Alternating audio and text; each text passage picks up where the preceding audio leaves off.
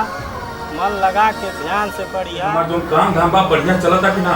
अरे साहब चिंता एकदम छोड़ दी, काम धाम हम ठीक ठाक चल।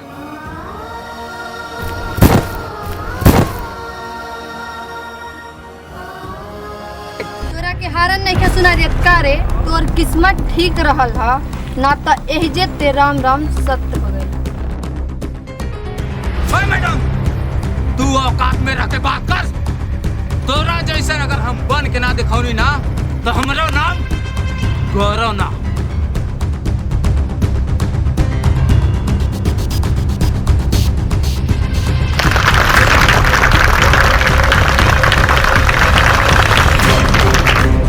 आप चिंता मत करी, ये तो हमारे बाएं हाथ के खेल बा, काम हो जाइए आपके, चिंता मत करिए।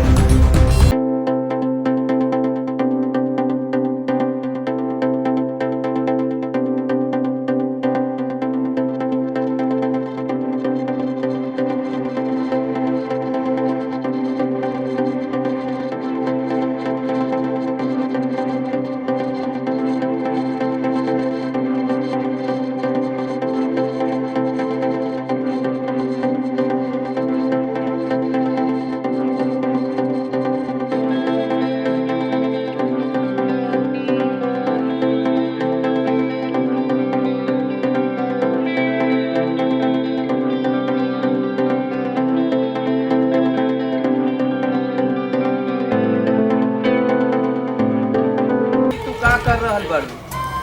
हमरा के वही दिन तहरा से प्यार हो गइल, जाना दिन तहरा गले में मेडल लगी। आई लव यू गौरव। ओकर अंत हम करके रहब। कर लिया मान और सम्मान की बात बा। हमार सम्मान अगर डूब गए तो बेटा हमनी के जियल धिक्कार बा। मुंशी जी साहब ड्राइवर का बोला गाड़ी निकाले, अब पे हमने का खोज के लेकर आ बजे। चल बेटा चला पापा।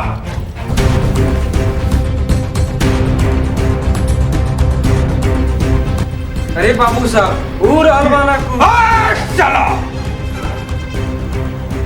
अपन औकात के ते भूल गए बड़े का।